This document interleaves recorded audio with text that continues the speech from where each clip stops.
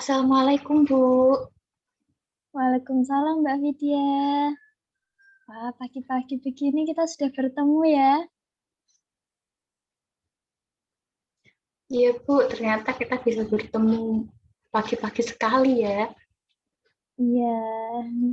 Gimana nih kabarnya? Sehat kan? Alhamdulillah, saya sehat, Bu. Alhamdulillah. Gimana tempat duduknya sudah nyaman?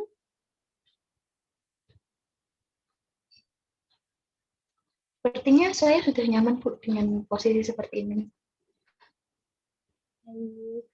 Kalau boleh saya tahu, ada keperluan apa nih dengan Ibu? Saya hanya ingin sedikit bercerita kepada Ibu. Tapi saya ingin bertanya, Bu, saya tidak mengganggu waktu Ibu, kan? Oh, tentunya tidak. Saya akan dengan senang hati meluangkan waktu saya jika ada yang ingin berbagi cerita dengan saya begitu.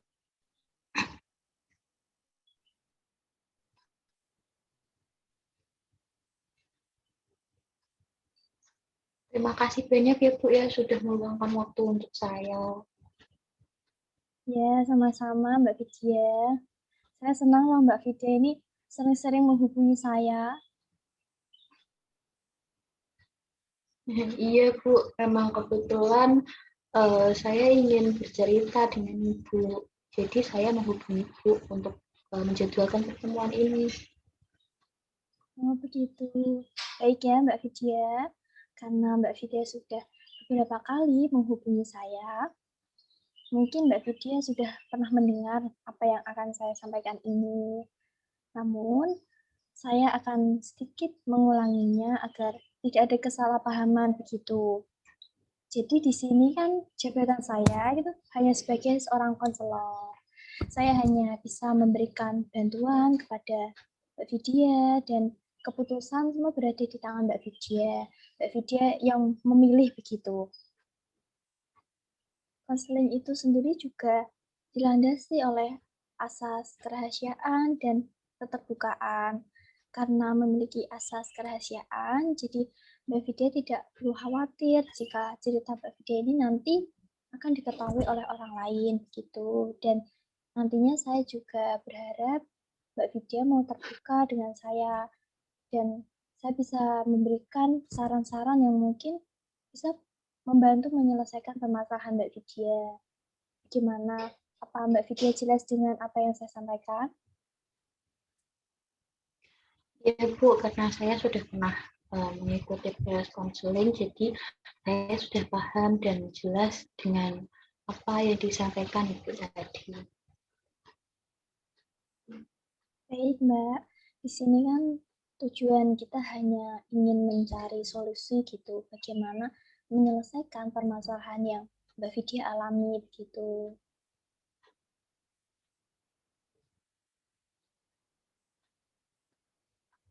Baik, Bu. Tapi perlu Mbak Vidya ketahui juga, saya biasanya menetapkan waktu selama proses konseling yaitu 45 menit. Namun mohon maaf sekali karena nanti saya ada keperluan yang lain, jadi saya menetapkan waktu konseling selama 30 menit. Saya rasa cukup untuk kita bisa membicarakan masalah ini. Jadi kita gunakan waktu ini dengan sebaik-baiknya ya.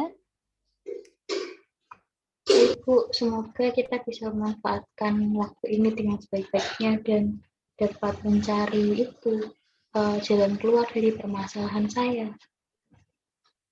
Ya, oh iya Mbak Vida sekarang kelas 12 kan ya? Tidak terasa ya waktu cepat berlalu gitu. Dulu seingat ibu Mbak Vida ini masih kecil gitu waktu pertama kali masuk dan orangnya sedikit malu-malu gitu. Iya, Bu, saya sekarang kelas 12 IPS. Ternyata Ibu masih ingat ya, saya dulu kayak gimana. Kita pertama ketemu kelas 10 dulu ya, Bu ya. Iya, pastinya ibu ingat lah kan bagaimana keseharian Mbak Vidya. Mbak Vidya anaknya yang dulu ceria seperti itu. Terus bagaimana dengan sekolahnya? Lancar kan? Ya, begitulah Bu. Menyenangkan karena kan sebentar lagi juga kita akan lulus. Ada banyak teman saya yang melanjutkan kuliah dan ada juga yang memilih untuk bekerja. Gitu. Tadi Mbak Vidya berkata kalau Mbak Vidya senang gitu sebentar lagi akan lulus. Tapi kenapa raut wajah Mbak Vidya ini seperti tidak menunjukkan kebahagiaan begitu? Apa sangat terlihat Bu, saya terlihat tidak bahagia seperti itu. Iya, saya melihat Mbak Vidya ini agak sedikit tidak bahagia gitu pagi ini. Tidak semangat seperti biasanya gitu.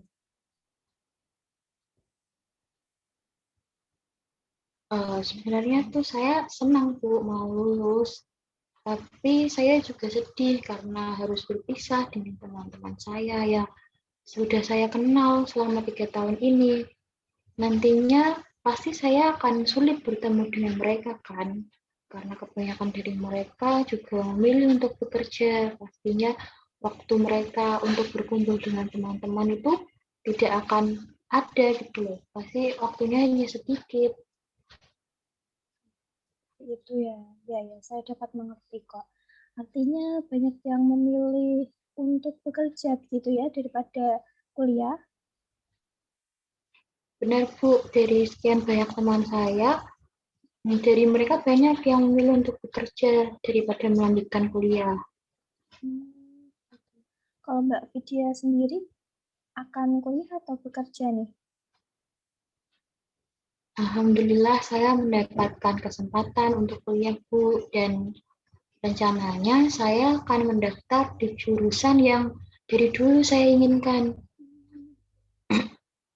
Wah, bagus itu. Semoga Mbak Vidya bisa diterima di jurusan yang Mbak Vidya inginkan ya. Semoga semuanya dilancarkan dan dimudahkan. Amin Bu, semoga semuanya lancar-lancar saja sampai saya mulai berkuliah. Amin. Setelah tadi kita sedikit gitu membicarakan tentang Mbak Vidya, mungkin ada sesuatu yang perlu kita bicarakan. Jadi begini Bu, saya menghubungi Bu karena saya ingin bercerita. Akhir-akhir ini tuh saya merasa emosi saya tuh naik turun, tidak terkontrol. Seperti itu Bu. Oh, begitu ya. Baik, karena masalah yang akan kita bicarakan ini sedikit serius gitu, saya harap Mbak Vidya bisa tenang, bisa nyaman, dan bersedia untuk mendengarkan saran yang akan saya berikan nanti. Baik Ibu, saya akan mengusahakan untuk tenang dan nyaman selama proses konseling berlangsung. Baik, kembali pada cerita Mbak Vidya tadi, kalau saya boleh tahu, emosi yang naik turun atau emosi yang tidak stabil itu yang seperti apa yang Mbak Vidya alami?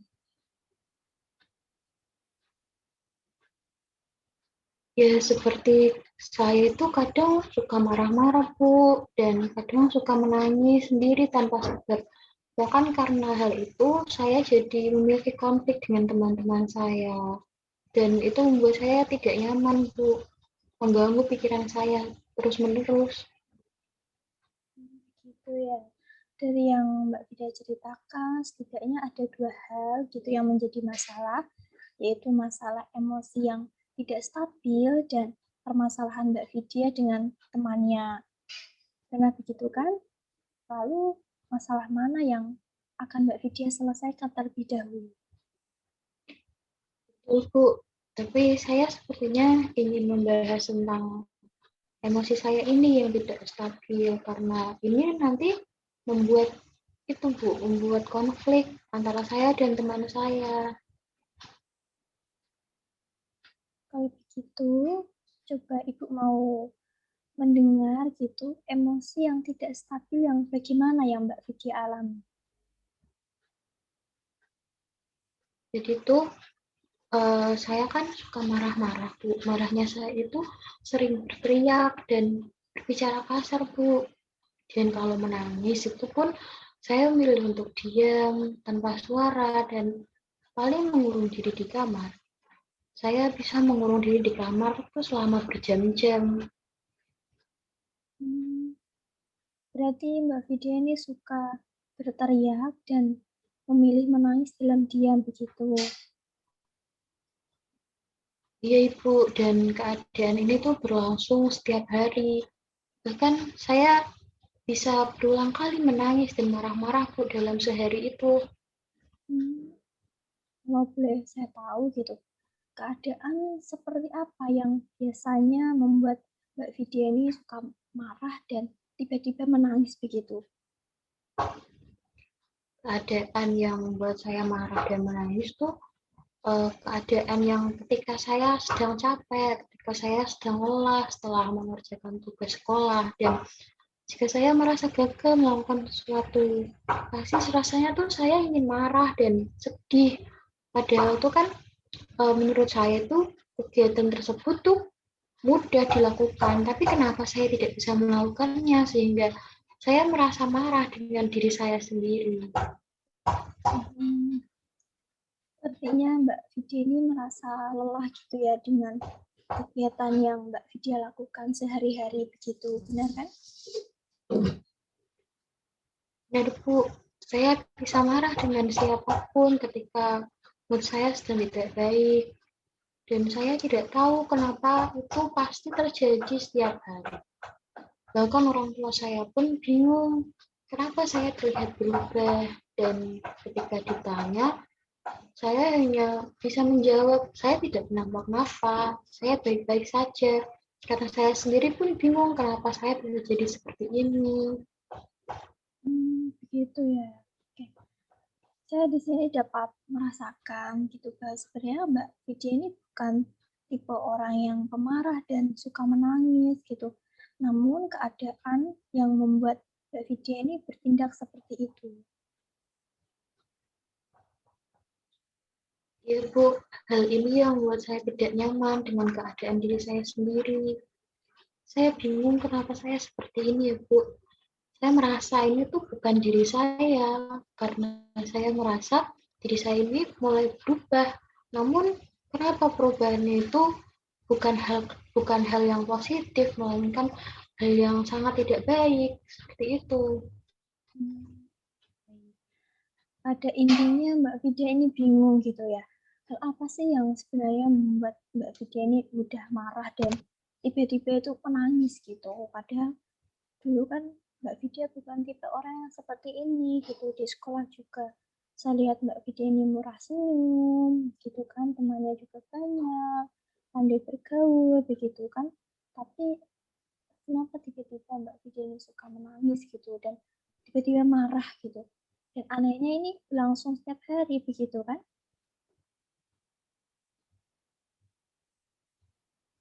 Benar Bu, ini bisa berlangsung setiap harinya, bahkan sehari itu bisa berkali-kali.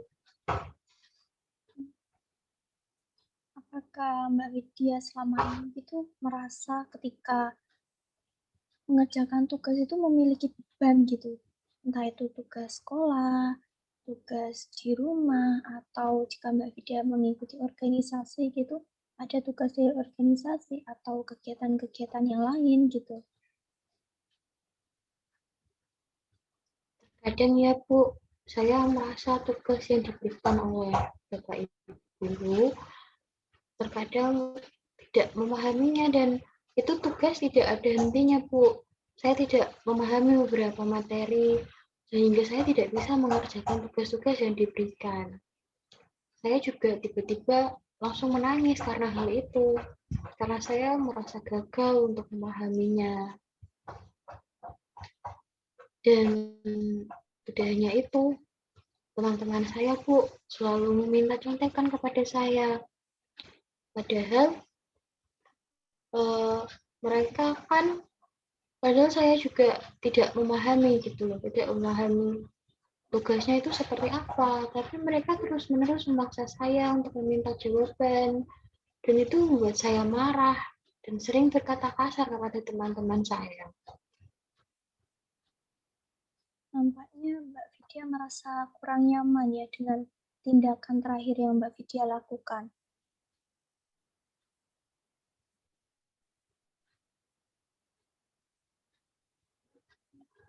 Ya Bu, saya merasa kecewa dengan diri saya karena bertindak hal seperti itu. Kamu kecewa dengan diri kamu sendiri.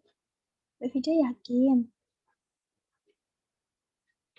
Sepertinya saya merasa seperti itu Bu, karena tindakan saya ini kan sudah mengecewakan dan sudah melukai orang lain juga. Sejauh ini dari pembicaraan kita dapat saya simpulkan kalau Mbak Vidya ini sedang menghadapi masalah gitu ya, yang tentang emosi yang naik turun dan masalah teman Mbak Vidya yang salah paham gitu. Sekarang mari kita cari solusi yang dapat membantu permasalahan Mbak Vidya ini. Iya Bu, benar seperti itu.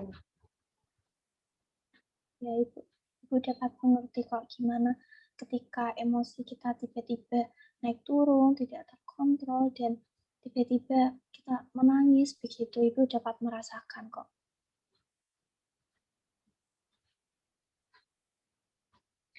Sekiranya apa ya Bu yang bisa saya lakukan? Uh, saya merasa tidak enak dengan teman saya karena saya sudah berbicara dengan kasar kepada mereka. Apa setelah Mbak Vidya berbicara kasar dengan temannya, sudah mencoba untuk meminta maaf gitu ke temannya?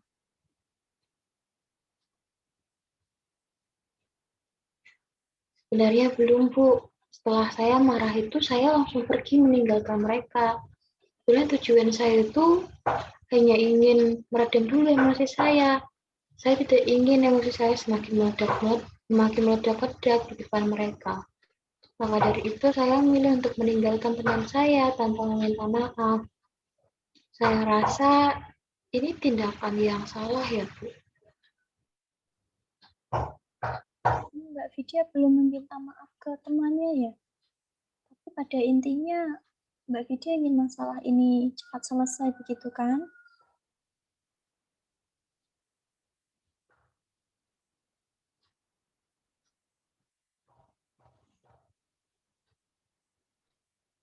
Benar Ibu, saya hanya ingin masalah ini selesai dan tidak berlarut-larut. Karena kan saya sudah berteman dengan mereka tuh begitu lama. Jika ada hal seperti ini nanti mungkin akan mengganggu pertemanan kita yang sudah lama ini. Baik, dari penjelasan Mbak Vidya tadi, Mbak Vidya menganggap bahwa masalah ini tuh memiliki dampak yang besar gitu bagi Mbak Vidya ya. Mbak Vidya melakukan ini tanpa disadari, namun Mbak Vidya juga sebenarnya merasa tidak enak setelah melakukan hal tersebut. Benar Bu, lalu apa yang harus saya lakukan ya Bu ya? Begini Mbak, ini hanya sedikit saran yang bisa saya berikan ya. Marah dan sedih itu hal yang wajar dialami oleh setiap manusia. Mereka mengekspresikan dengan bebas gitu apa yang mereka rasakan. Kadang dari situ mereka baru menyadari gitu ada hal lain di dalam dirinya. Sebenarnya kamu bukan tipe orang yang pemarah kok. Artinya Mbak Vidya merasa tidak enak gitu dengan temannya setelah berbicara kasar dengan dia. Itu sebenarnya sudah membuktikan bahwa ada faktor lain yang membuat Mbak Vidya ini seperti ini. Yang seperti tadi diceritakan itu salah satunya karena banyaknya tugas yang ada. Saya rasa setiap siswa juga pasti memiliki tugas yang sama gitu. Tapi Mbak Vidya harus pandai dalam menyikapi segala hal, bahwa santai saja gitu semua tugas yang diberikan. Mbak Vidya kerjakan dengan rileks, atau lebih bagus jika Mbak Vidya mau mengerjakan dengan temannya gitu agar bisa saling bertukar pikiran dan tugasnya juga akan cepat selesai gitu.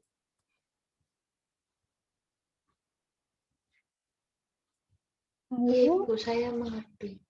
ya, lalu buat senyaman mungkin tempat belajar Mbak Vidya gitu. Bisa dengan mendengarkan musik yang lembut atau juga yang penuh semangat gitu. Tapi jangan lupa untuk mengerjakan tugasnya itu jauh-jauh hari agar nantinya tidak keteteran gitu jika sampai batas waktu pengumpulan. Dan untuk Vidya yang sering menangis tiba-tiba gitu atau menangis sendiri, itu juga hal yang wajar. Ketika kita lelah fisik dan kita tidak tahu harus melakukan apa, mungkin menangis bisa menjadi jalan satu-satunya yang akan kita pilih gitu. Dengan menangis, Vidya bisa merasa lebih lega karena emosi yang ada bisa dikeluarkan gitu lewat air mata. Tapi dengan Mbak Vidya mau untuk menetralkan rasa emosi itu, saya yakin Mbak Vidya tidak akan menangis lagi setiap harinya.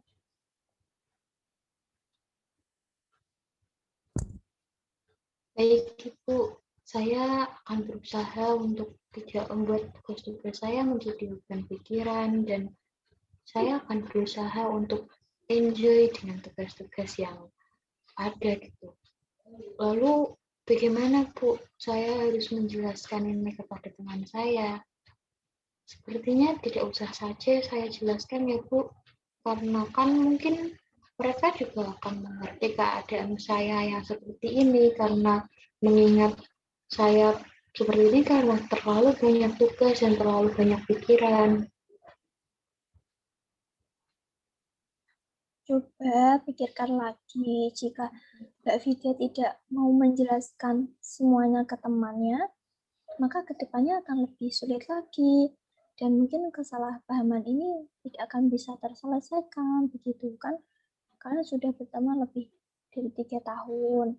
Dan buruknya lagi, Mbak Vidya tidak akan bisa berteman gitu dengan mereka.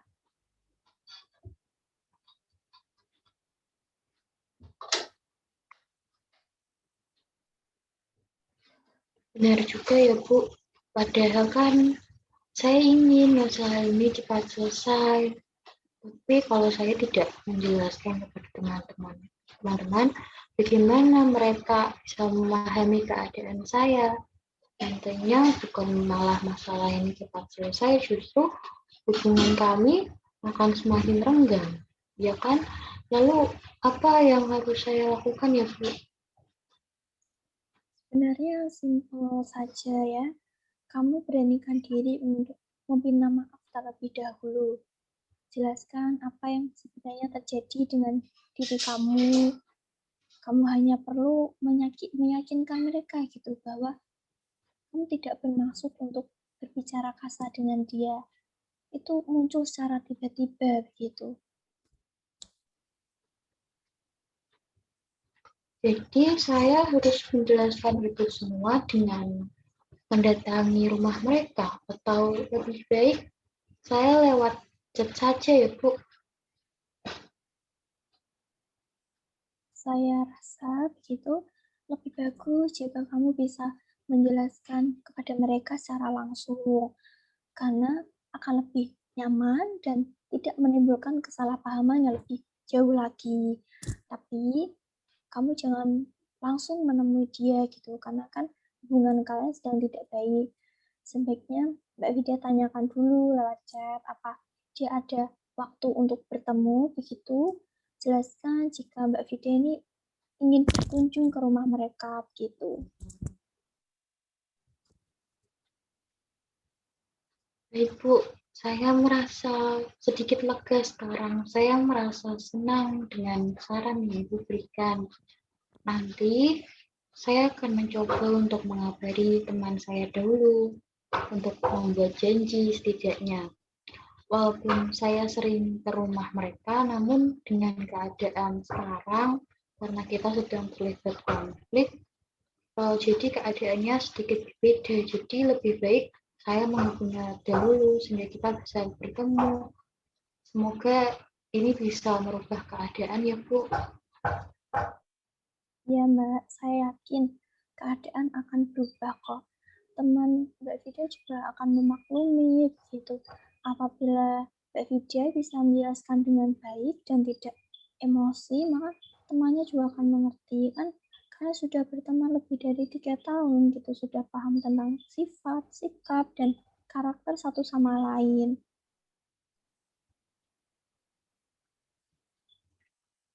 Baik Ibu, saya akan berusaha menjelaskan pada mereka dengan baik bagaimana keadaan saya, kenapa saya menjadi seperti ini, dan berusaha untuk memperbaiki hubungan kita lagi.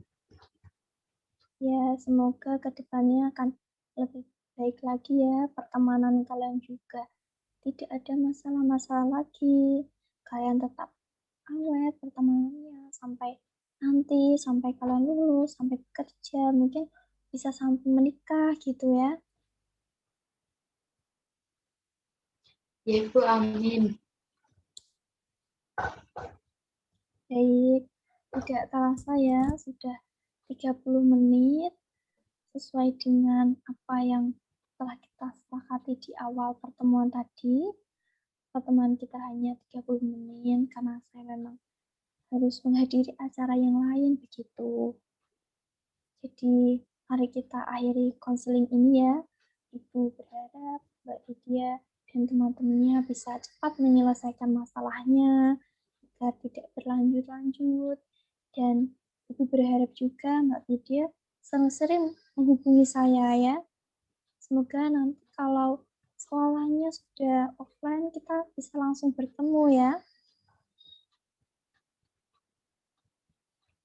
Baik Ibu, insya Allah saya akan sering-sering menghubungi Ibu, dan kalau saya ingin bercerita, mungkin saya bisa menghubungi Ibu. Jadi ini proses konselingnya sudah sampai di sini ya Bu. Iya Mbak Vidya.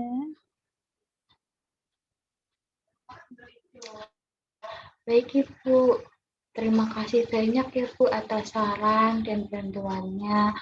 Saya sedikit lega karena saya akhirnya bisa bercerita kepada orang lain tentang kondisi saya selama ini.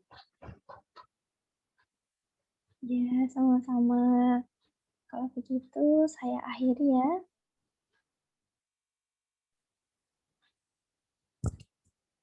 Baik Ibu.